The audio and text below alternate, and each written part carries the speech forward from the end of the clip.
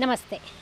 ನೋಡಿ, ನಮ್ಮ ಹಿಂದೂ ಸನಾತನ ಧರ್ಮದಲ್ಲಿ ದೇವತೆಗಳು, ದೇವರುಗಳು, ಧರ್ಮ, ಪದ್ಧತಿ, ರೂಢಿ, ಸಂಪ್ರದಾಯ ಇದೆಲ್ಲವನ್ನು ಸತಿ ಏನಾಗುತ್ತೆ ಅಂದರೆ ತುಂಬ ಕನ್ಫ್ಯೂಷನ್ಗೆ ಒಳಗಾಗುತ್ತೆ.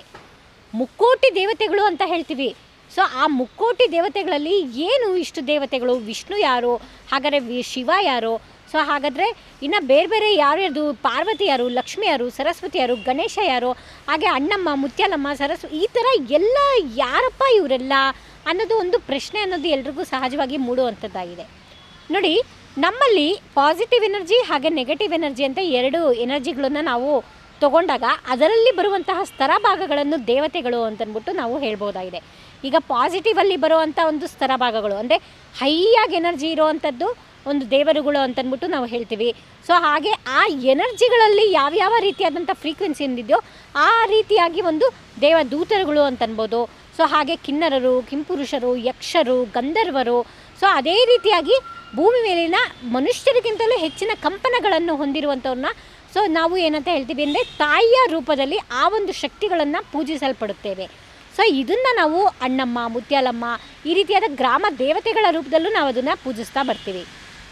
ಸೊ ಹೀಗಿರುವಾಗ ಈ ರೀತಿಯಾಗಿ ದೇವತೆಗಳನ್ನು ನಾವು ವಿಂಗಡಿಸಬಹುದಾಗಿದೆ. ಸೊ ಇದು ದೇವತೆಗಳ ಪರಿಕಲ್ಪನೆ ಅನ್ನೋದು ಕೇವಲ ಬರೀ ಹಿಂದೂಗಳಲ್ಲಷ್ಟೇ ಅಲ್ಲ. ಸೊ ಎಲ್ಲ ಒಂದು ಧರ್ಮದಲ್ಲೂ ದೇವತೆಗಳ ಪರಿಕಲ್ಪನೆ ಅನ್ನೋದು ಇದೆ. ಸೊ ಅದರಲ್ಲಿ ನಾವು ಈಗ ಕ್ರಿಶ್ಚಿಯಾನಿಟಿಯಲ್ಲಿ ತೊಗೊಂಡಾಗ ದೇವದೂತರುಗಳು, ಏಂಜಲ್ಸ್ಗಳು ಅಂತಂದ್ಬಿಟ್ಟು ಸಹ ಹೇಳ್ತಾರೆ. ಸೊ ಏನಪ್ಪ ಇದು ಅಂದರೆ ನಾವು ಮಾನವ ಸಹಜವಾದ ಫ್ರೀಕ್ವೆನ್ಸಿಯಿಂದ ಹೆಚ್ಚಿನದಾದಂತಹ ಫ್ರೀಕ್ವೆನ್ಸಿ ಹೊಂದಿರುವಂತಹದನ್ನು ಏನಂತ ಹೇಳ್ತೀವಿ? ದೇವತೆಗಳು ಅಂತ ಹೇಳ್ತೀವಿ. ಸೊ ಹಾಗಾದರೆ ಈ ದೇವತೆಗಳದ್ದು ಹೇಗಪ್ಪ ಇರುತ್ತೆ ಅಂದರೆ ನಾವು ಮನುಷ್ಯನ ರೀತಿಯಲ್ಲಿ ಅವರಿಗೆ ಸ್ವಾರ್ಥತೆ ಇರಲ್ಲ, ಆಸೆಗಳಿರಲ್ಲ. ಸೊ ಹಾಗೆ ಅವ್ರಿಗೆ ಏನಂದರೆ ಸ್ಥೂಲವಾದಂಥ ಒಂದು ಬಾಡಿ ಅನ್ನೋದು ಅವ್ರಿಗೆ ಹೆಚ್ಚಿನದಾಗಿರಲ್ಲ. ಸೊ ಮತ್ತು ಅವ್ರಿಗೆ ಏನಂದರೆ ಅತೀಂದ್ರಿಯವಾದಂಥ ಹೆಚ್ಚಿನ ಶಕ್ತಿಗಳು ಅವ್ರಿಗೆ ಇರುತ್ತೆ. ಸೊ ಈ ಒಂದು ದೇವತೆಗಳು ಅಂತಂದಾಗ ಅಲ್ಲಿ ಈ ಮನುಷ್ಯನ ಒಂದು ಜೀವನದಲ್ಲಿ ಯಾರು ಹೆಚ್ಚಿನದಾದಂತಹ ಪುಣ್ಯವನ್ನು ಮಾಡಿರ್ತಾರೋ ಸೊ ಅವರಿಗೆ ಏನಾಗುತ್ತೆ ಅಂದರೆ ಡೆನ್ಸಿಟಿ ಅನ್ನೋದು ಜಾಸ್ತಿಯಾಗಿ ಅವ್ರು ದೇವತೆಗಳು ಗುಂಪಿಗೆ ಅವರು ಜಾಯ್ನ್ ಆಗ್ತಾ ಹೋಗ್ತಾರೆ. ಈಗ ನಾವು ಪಿತೃದೇವತೆಗಳು ಸಹ ಅಂತಲೂ ಕರಿಬಹುದು. ಸೊ ಯಾಕಪ್ಪ ಪಿತೃದೇವತೆಗಳು ಅಂತ ಹೇಳ್ತೀವಿ ಅಂದರೆ ನೋಡಿ, ಒಂದು ಮನುಷ್ಯನ ದೇಹ ಬಿಟ್ಟ ನಂತರ ಆ ಸೂಕ್ಷ್ಮವಾದಂತಹ ಒಂದು ಸ್ತರಗಳೇನಿರುತ್ತೆ ಸೊ ಅದು ಪಿತೃಲೋಕಕ್ಕೆ ತಲುಪ್ತಿದ್ದಾಗ ಆ ಒಂದು ಪಿತೃಲೋಕದಲ್ಲಿ ಅದು ದೇವತಾ ಸ್ವರೂಪವನ್ನು ತಾಳುತ್ತೆ. ಸೊ ಅದೇ ಆ ಒಂದು ಪಿತೃಲೋಕಕ್ಕೆ ತಲುಪ್ತಿಲ್ದಿರ ಆಸೆ ಆಮಿಷಗಳಿಗೆ ಒಳಗಾಗಿ ಅದು ಆ ಪಿತೃಲೋಕಕ್ಕೆ ತಲುಪಕ್ಕಾಗದೇ ಇಲ್ದಿರುವಂತಹ ಒಂದು ಡೆನ್ಸಿಟಿ ಹೊಂದಿದಾಗ ಅದು ಗಾಳಿಯ ರೂಪದಲ್ಲಿ ಓಡಾಡುವಂತಹ ಒಂದು ಇದನ್ನು ನೋಡ್ತೀವಿ. ಇದನ್ನೇ ನಾವು ಇವಾಗಿನ ಒಂದು ದೆವ್ವಗಳು, ಗೋಸ್ಟ್ ಹಾಗೆ ಸ್ಪಿರಿಟ್ಸ್ ಅಂತಲೂ ನಾವು ಕರಿಬಹುದಾಗಿದೆ.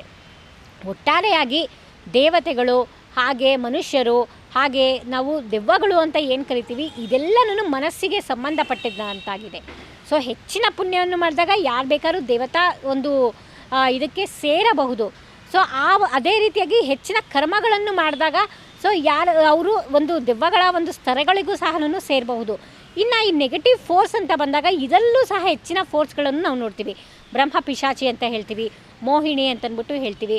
ಸೊ ಅದೇ ರೀತಿಯಾಗಿ ಪಿಶಾಚಿ, ಪೈಶಾಚಿ ಅಂತಂದ್ಬಿಟ್ಟು ನಾವು ಹೇಳ್ತೀವಿ. ಸೊ ಇದೆಲ್ಲ ಯಾಕಪ್ಪ ಸ್ತರಗಳು ಬರುತ್ತೆ ಅಂದರೆ ಅದು ಅದರ ಡೆನ್ಸಿಟಿಯ ಆಧಾರದ ಮೇಲೆ ಅಂದರೆ ಹೆಚ್ಚುವಾದಂಥ ಶಕ್ತಿಯನ್ನು ಹೊಂದಿದ್ದು.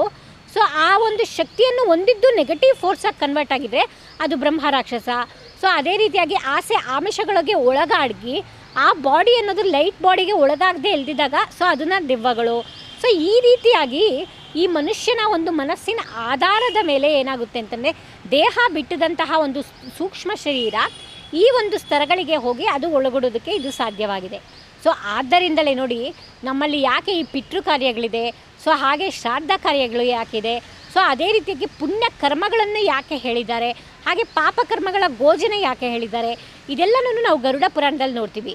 ಸೊ ಇದನ್ನು ನೋಡಿ ಆದ್ರೂ ಮನುಷ್ಯ ಪುಣ್ಯ ಫಲಗಳನ್ನು ಮಾಡಿ ತನ್ನ ಈ ಒಂದು ಸ್ತರಗಳಿಂದ ಒಂದು ದೂರ ಆಗಿ ಸೊ ಉತ್ತಮವಾದಂತಹ ಸ್ತರಗಳಿಗೆ ಸೇರಲಿ ಅನ್ನೋದಕ್ಕೆ ನಮ್ಮ ಹಿಂದಿನ ಋಷಿಮುನಿಗಳು ಹಾಗೆ ಇಂದಿನ ನಮ್ಮ ಪೂರ್ವಜರು ನಮಗೆ ಕೊಟ್ಟಂತಹ ಇದೆಲ್ಲನೂ ಒಂದು ಬಳುವಳಿಯಾಗಿದೆ. ನೋಡಿ, ನಮ್ಮ ರೂಢಿ ಸಂಪ್ರದಾಯ ಹಾಗೆ ಸನಾತನ ಧರ್ಮ ಹೇಗಿದೆ ಅಂದರೆ ಸೊ ಅದರಲ್ಲಿ ಸೈಂಟಿಫಿಕ್ ಆಧಾರಯುತವಾಗಿದೆ. ಸೊ ಈಗಲೂ ಸಹ ನಮ್ಮಲ್ಲಿ ನೋಡಿ, ಒಂದು ಮನುಷ್ಯನ ಪ್ರಾಣ ಹೋಯಿತು ಅಂತಂದಾಗ ಶರೀರ ಅಲ್ಲೇ ಇದ್ದೇ ಇರುತ್ತೆ. ಹಾಗಾದರೆ ಹೋಗಿದ್ದೇನೋ? ಸೊ ಈಗಾದ್ರೂ ನಮ್ಗೆ ಗೊತ್ತಾಗುತ್ತೆ ಹಂಗಾರೆ ಸೂಕ್ಷ್ಮ ಶರೀರ ಅನ್ನೋದಿದೆ. ಸೊ ಈ ದೇಹ ಅಲ್ದಿರ ಬೇರೆ ಏನೋ ಇದೆ. ಮನುಷ್ಯನ ದೇಹ ಇವತ್ತಿನ ದಿನ ಎಷ್ಟೇ ಟೆಕ್ನಾಲಜೀಸ್ ಮುಂದುವರಿದ್ರು, ಎಷ್ಟೇ ವೈಜ್ಞಾನಿಕ ಮುಂದುವರಿದ್ರು, ಸಾವನ್ನ ಯಾರೂ ತಪ್ಸೋಕ್ಕಾಗ್ತಿಲ್ಲ. ಎಷ್ಟೇ ಒಂದು ಇದನ್ನು ಇದು ಮಾಡ್ರೂ ಆ ಒಂದು ಸಾವಿನ ಒಂದು ಗೆದ್ದು ಬದುಕಿದ್ದಾನೆ ಅನ್ನೋದು ಯಾರಿಗೂ ಇಲ್ಲ. ಹಾಗಾದರೆ ಸಾವನ್ನ ಯಾಕೆ ತಡೆಯೋಕ್ಕಾಗ್ತಿಲ್ಲ? ದೇಹನ ಬಿಟ್ಟು ಹೋಗಿದ್ದೇನು? ಸೊ ಇದರೆಲ್ಲದರ ಒಂದು ಗೋಜಿನ ಹಿಂದೆ ಹೋದಾಗ ನಮಗೆ ತಿಳಿಯುವಂತಹ ಒಂದು ಸತ್ಯವಾದ ಪರಿಕಲ್ಪನೆ ಏನು ಅಂತಂದರೆ, ಬಿಯಾಂಡ್ ಆಫ್ ಸೈನ್ಸ್ ಏನೋ ಇದೆ.